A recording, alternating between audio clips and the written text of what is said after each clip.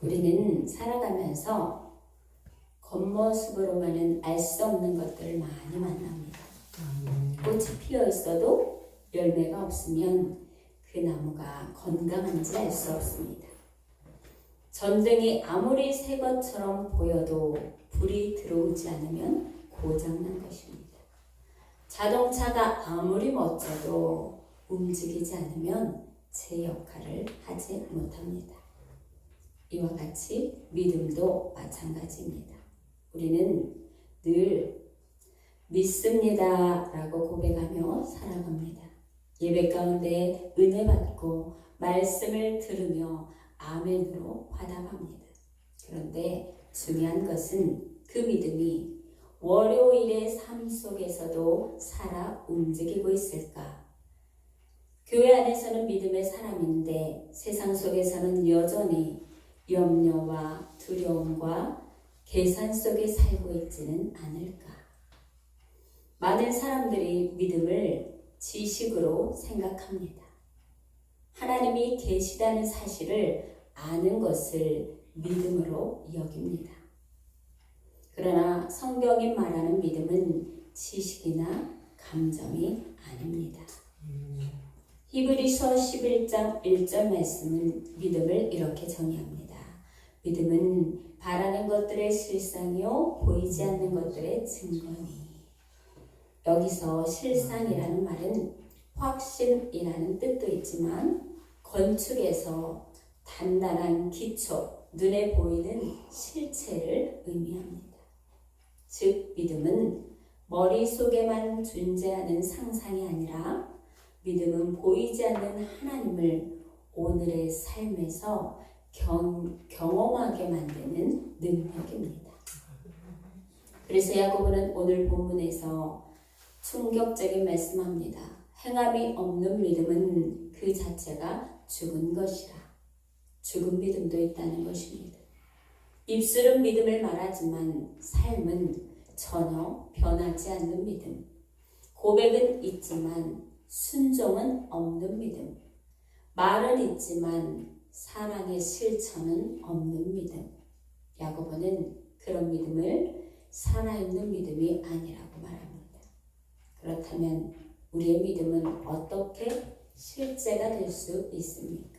첫 번째로 계산을 넘어서 순종으로 믿음을 시작하십시오. 믿음이 실제가 되기 위해 내 생각과 계산을 내려놓고 말씀에 몸을 던지는 행함이 있어야 합니다. 하나님은 우리의 머릿속 생각을 보시는 것이 아니라 그 생각 끝에 나오는 발걸음을 보십니다.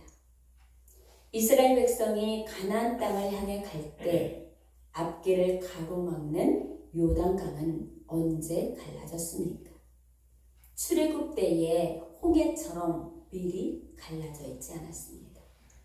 여호수아 3장 15절로 16절 말씀 보면 궤를 맨 자들이 요단에 이르며 궤를 맨 제사장들의 발이 물가에 잠기자 곧 그 위에서부터 흘러내리던 물이 그쳐서 온 이스라엘은 그 마른 땅으로 건너갔더라.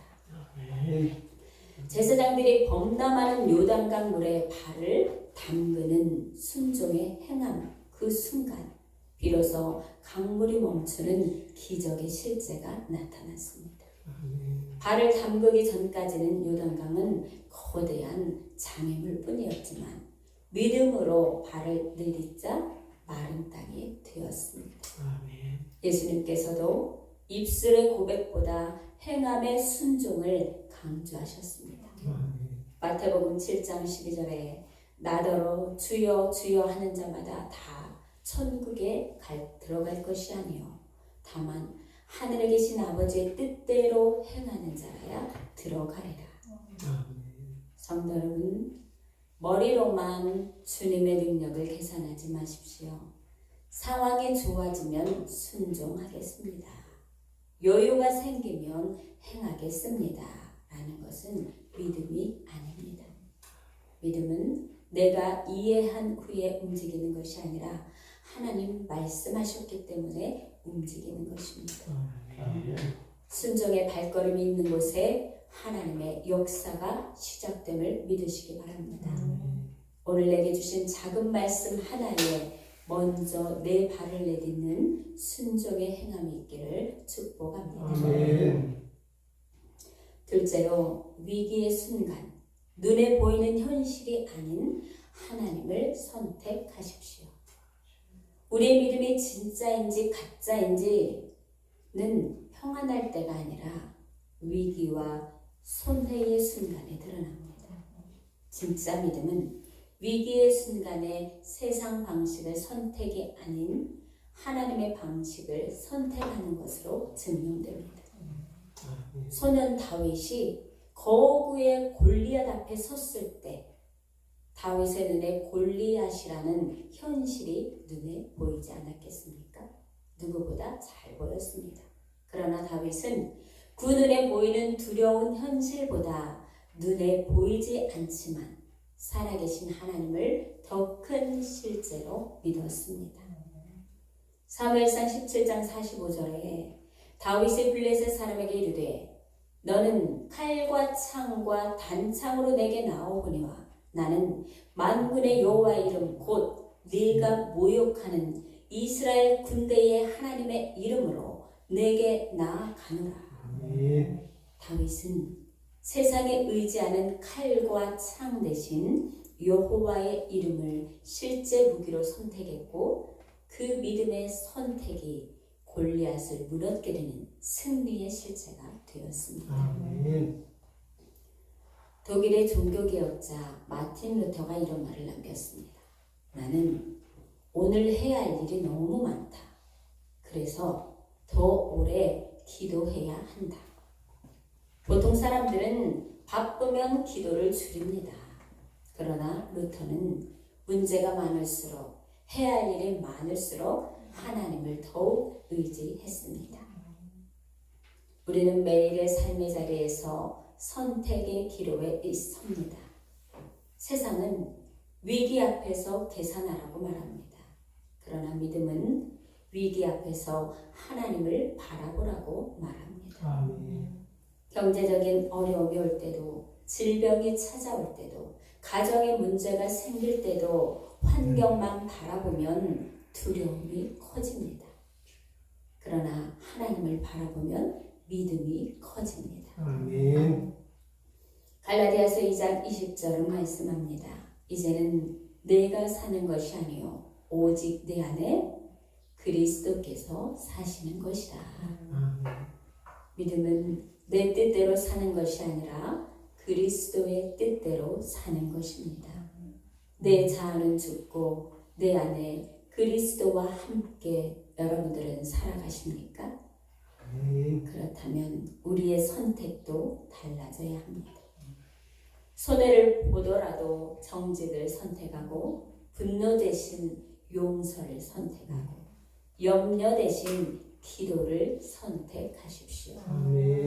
세상의 유혹과 위기 앞에서 과감하게 하나님의 약속을 선택할 때 여러분의 믿음을 세상 앞에 증명해 보일 것입니다. 세 번째로, 말뿐인 위로를 넘어 구체적인 사랑으로 표현하십시오. 하나님을 믿는다고 하면서 이웃을 사랑하지 않는다면 그 믿음은 온전하지 않습니다.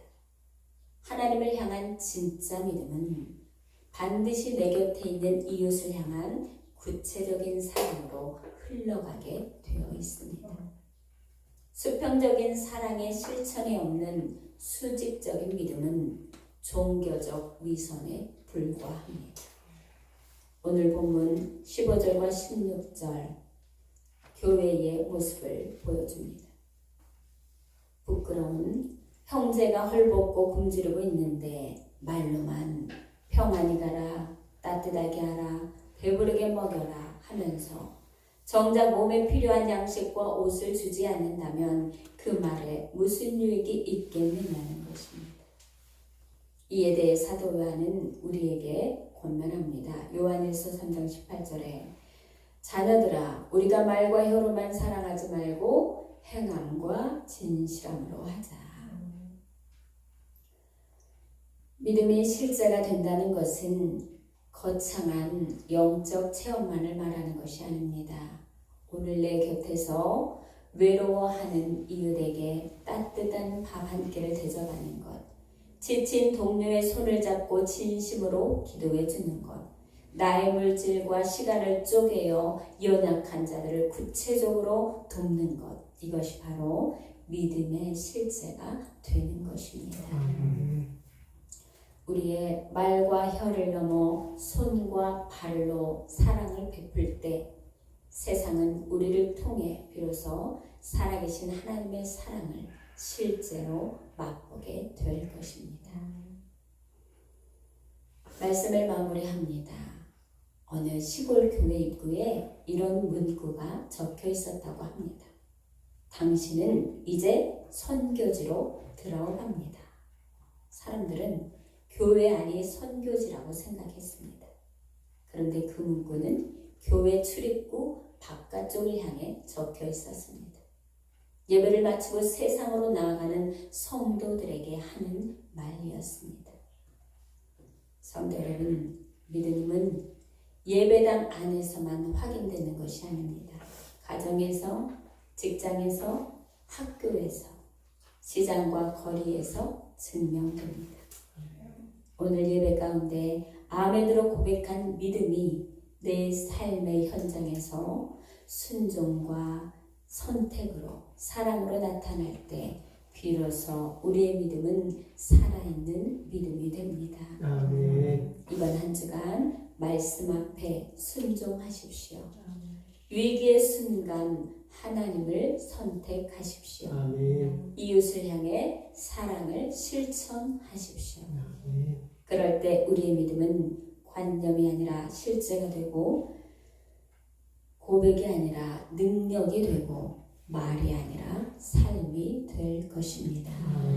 여러분의 믿음의 삶을 통해 살아계신 하나님이 나타내는 한 주간 되시길 주님의 이름으로 축원합니다. 아멘.